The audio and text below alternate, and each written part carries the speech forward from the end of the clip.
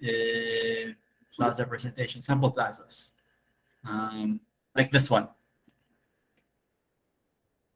I don't think I need Photoshop for this. Yeah. So this is both a park and plaza, but the key thing here, how can it still be a plaza, is really the size. So let me zoom in a bit. So you can see this is about, let's see here, 50 meters on the shorter side, and about, that's 50, maybe about like 70 or 80 on the longer side over here. It could almost be a 50 by 50 square if it wasn't for this longer side on the other end. Just to confirm lang, can everyone see my screen?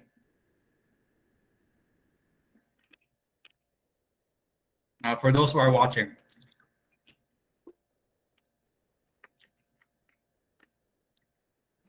Yes, sir. Yes, thank you.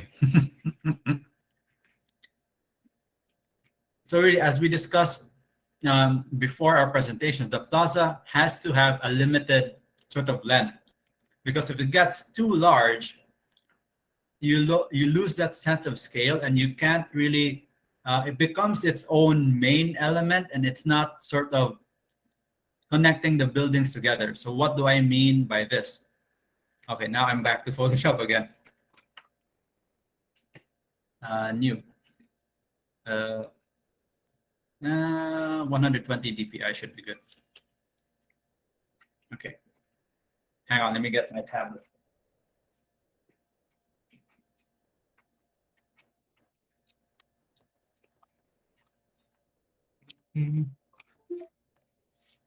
So why must plaza stay small? It's really because of the, where's my tablet pen? Control plus.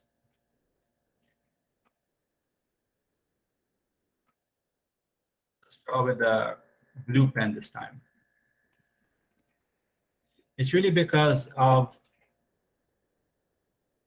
the people, what they call, this is in plan, and I'll just make another one in elevation. Maybe I'll just move this. That. And then we'll do the elevation here. We'll put a building here, a building here, and a building here. I think let's just make this one building longer than the rest. For example, you have this situation like that. And the shaded parts are buildings. And then the unshaded part is your plaza or open space. And then if you stand here, you would probably see something like this.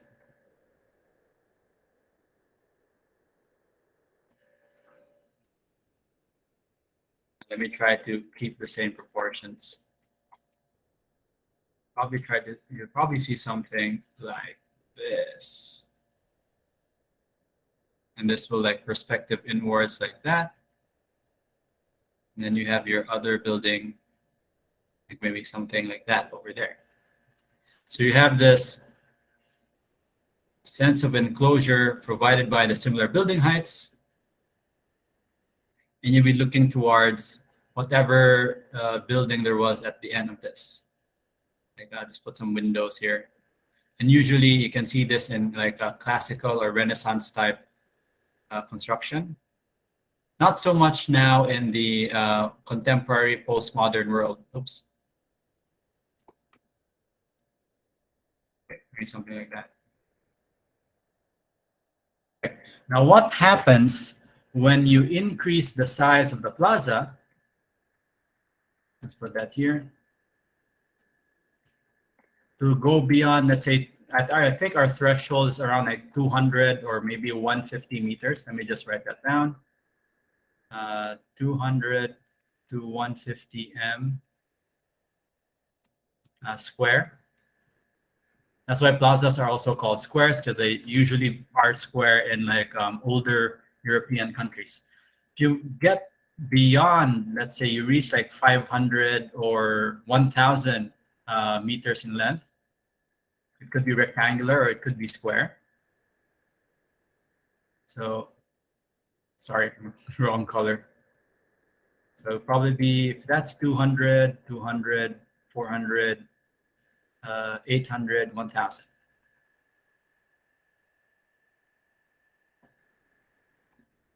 Let's say it's also bigger on the horizontal as well. So let me just make this just a little bit smaller.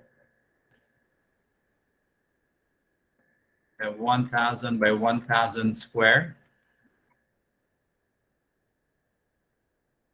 Let's say that's a square. Let's say that's 1,000 m and 1,000 m, and you really can't have. It's rare to find a building that's like 1,000 meters in length, so it'll be several buildings of usually different sizes. I'm just like making a crude drawing. Sorry for the crudeness. What you end up seeing, if you are a person walking in this area, if you stand, let's say, somewhere here, this is you, and I'll just put there you.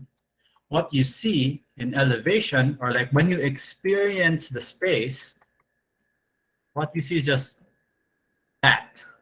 And you can't anymore notice the buildings on your left and right hand side. And most likely the buildings in front of you are almost like aligned with the horizon, such that you can't even perceive the building in front of you. So let's test that out. I think there's one example of our submissions here of a park. Let me go through it. This one, Albert Park, Auckland, New Zealand. Let's see. Where's the search thing? Okay, am I recording? Yes. Albert Park, Auckland, New Zealand. Okay. The length here is about, let's say, on this side to this side, something like this, about 400. Still pretty decent. Let's see what that looks like. If I stand on one end of the park, let's say if I stand somewhere here. Okay, there's a building in here. But let's say I stand in the middle of the park. I wonder if we can get inside here. Maybe somewhere here. Okay. So notice if I move my camera around, you don't really see the buildings as much. Obviously it's a park, so there's a lot of trees. You also don't have that sense of enclosure because it's meant to look more natural, more kind of organic, so it doesn't look like it's man-made. So there is no sense of enclosure in this park. Not that it makes it a bad park, it's just that it's no longer a plaza. It's a gathering space, but a gathering space that's separate from the built environment. Why do people come to parks? It's because they want to forget or like not think about the hustle and bustle of city life. This is where parks and plazas are really the most different, or like let me see here. Let me highlight this in red. Connect, and this is not connect. Parks connect, plazas connect spaces and buildings with each other, while parks kind of like want to be their own like isolated thing. Now, this is not inherently a bad thing for cities. It's just different from plazas, and we can't very objectively, very pragmatically speaking, say that this park is also a plaza. Like this park is definitely not a plaza, but if you reduce the scale of the park, it could be a plaza. So the key feature here is the size and the scale of the um, park. So if we go to this example here by Arambala, this is Leicester Square. Oops, sorry. And where is this? Leicester Square. Yeah. Okay. Let me close this. No. We don't need this. Close windows. We don't need. I think we need that. Leicester.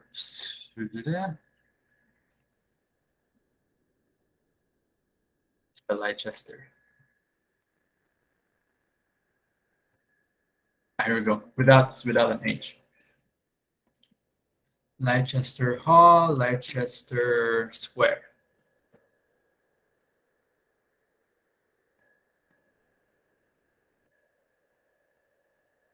It's also like New Zealand. This is in, where are we? Oh, it's in London. Okay. So if we go in the middle of this park, again, the vegetation is in the way, but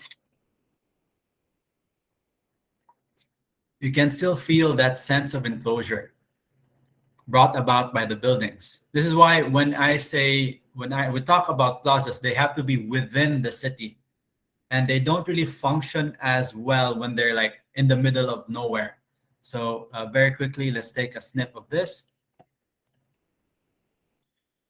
The vegetation acts as sort of like a screen to the enclosure, but it's still there. You can still visually see it. This building height's a bit awkward over here, but you can see that's the edge. That's one wall over there, and this is like another wall over here. And it's just that your room, your city room, your plaza has like some vegetation around it. So, quick question to you guys. Very quickly, it's already 3:30. Do you think that plazas should have trees slash vegetation? Yes, no.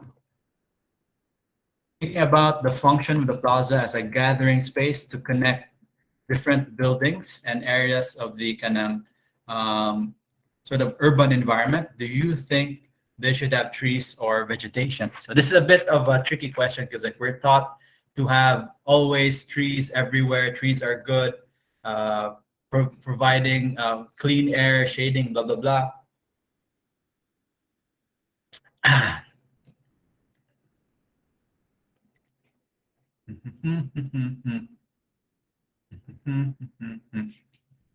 So I'll give that a minute. The only sort of thing that really kind makes plazas work is they have to be connected to an adjacent building, talking about dominated plazas, or they have to sort of not be separated by a vehicular road. Unlike with Leicester Square, it is more park than plaza, mainly because it's intersected on all four sides by a kanang road, a vehicle road. Going through other examples here, what would be closer to a plaza would be this one. This is from like the Balonda. Sorry. Is this from Balonda? Yes, it's from Balonda. And then notice there is, let me see here. Where's the name of this plaza? Jama El Fana? Fana? Fana. Okay, let me copy this. Morocco. I just want to check if there's a vehicle road in the middle of this thing.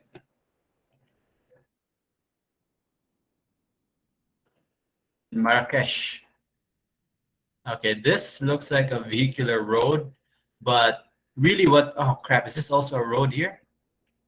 Double check if vehicles can go through here. Unfortunately, there are vehicles here. Where is the? This is an image, not a Google Maps thing. Hang on. There's a small strip of road over here. Okay, there is a vehicular road, but it's really for small vehicles. And you can see the storefronts are part of the sidewalk. And you can see that this area is really meant for walking and for people. You don't see a lot of cars here. And I think the only vehicle that's allowed here are the kind of bicycles and maybe some motorcycles.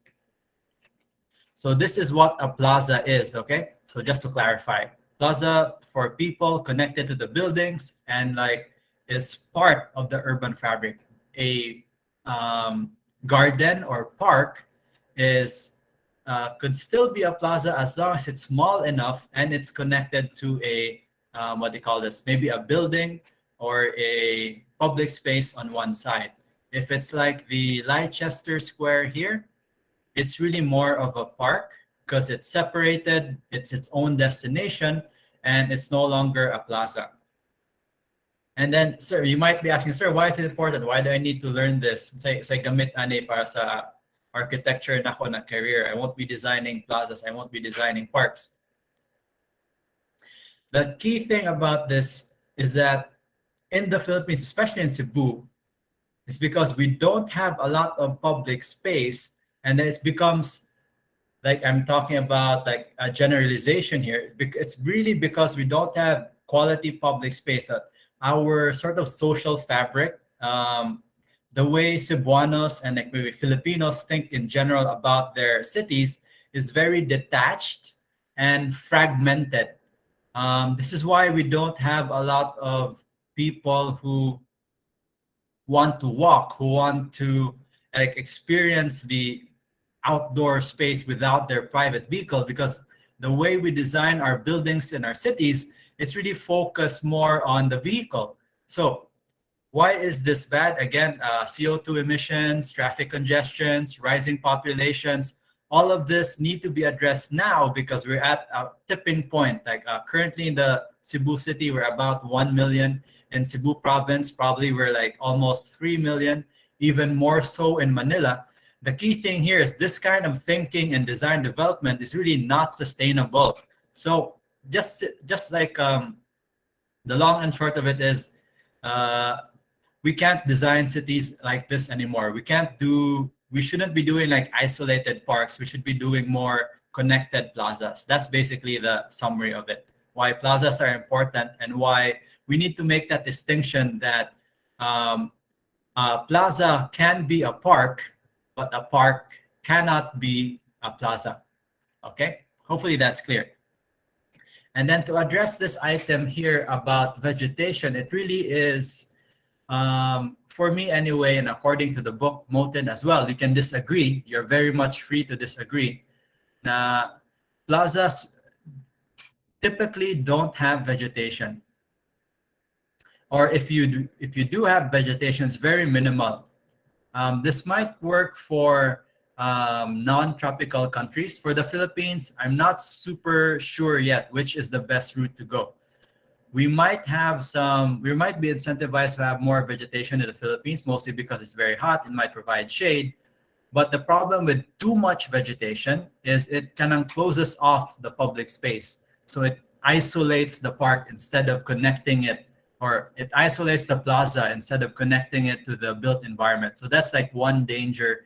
We really can't have too many trees.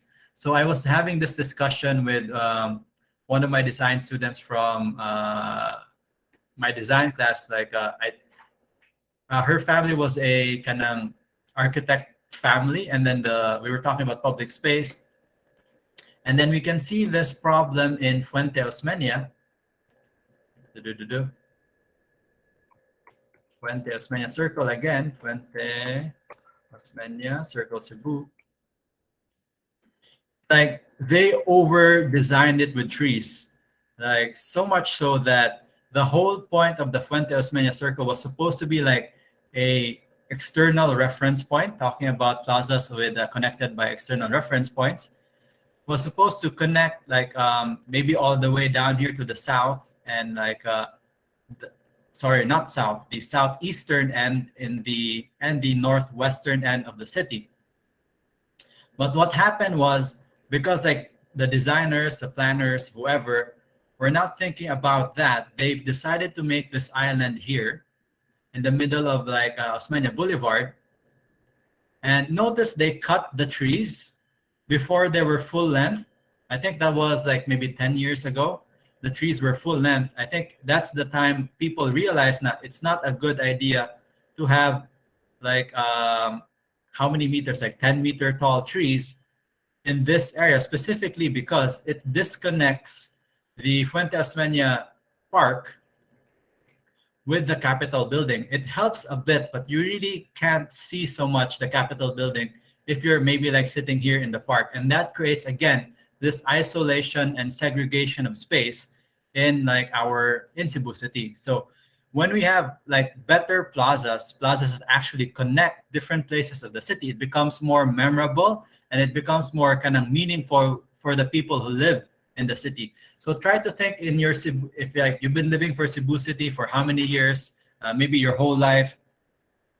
Can you really think of a space where you go to and you feel like you're connected to Cebu? Like it really feels like you're in Cebu, and just from looking at it. And very likely the answer is no, because like every area in Cebu, maybe except for some few key areas, but most of the urban areas in Cebu feel very disconnected and like doesn't really have character. Like if you sit here, for example, I'll just put this random point here.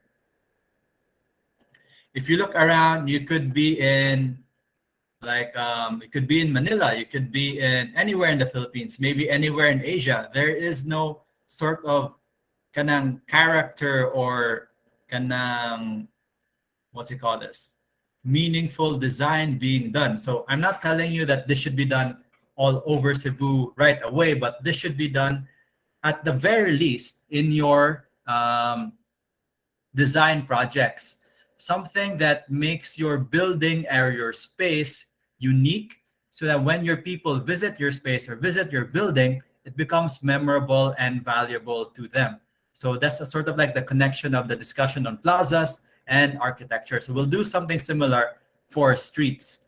So there are no plazas here. The only thing that Cebuanos and Filipinos share is the road and the streets. Even sometimes the roads and streets are not well designed, but this is really all we have. The only way you can tell you're in the Philippines is that the road has a lot of potholes, there's no sidewalks, and there are a lot of electrical wires. That's the character of our public space. And if you think that's a good character, then we're pretty much in trouble. But anyway, to answer this survey question here, vegetation, yes, but it must be limited so that sightlines are maintained. And then to the one person who said no, I think you already knew where I was going with this question. It's a very leading question, but I just thought it'd be important to discuss. Anyway, again, plazas connect buildings and people, and parks usually are their own destination and are not really kind of connecting, meaning like sight lines are maintained and like the park is part of the urban fabric. Like it becomes like its own space. It's not like a connected space. Anyway, that's what we're trying to discuss in this class, and this is what Motin is trying to discuss as well. Okay, now we'll do a quick introduction to. Oh man, we don't have time. I'll just go to streets, and then we'll talk about what do you call this? The standards, maybe next meeting, because we're running out of time. I just want a quick introduction for those for our reporting next meeting.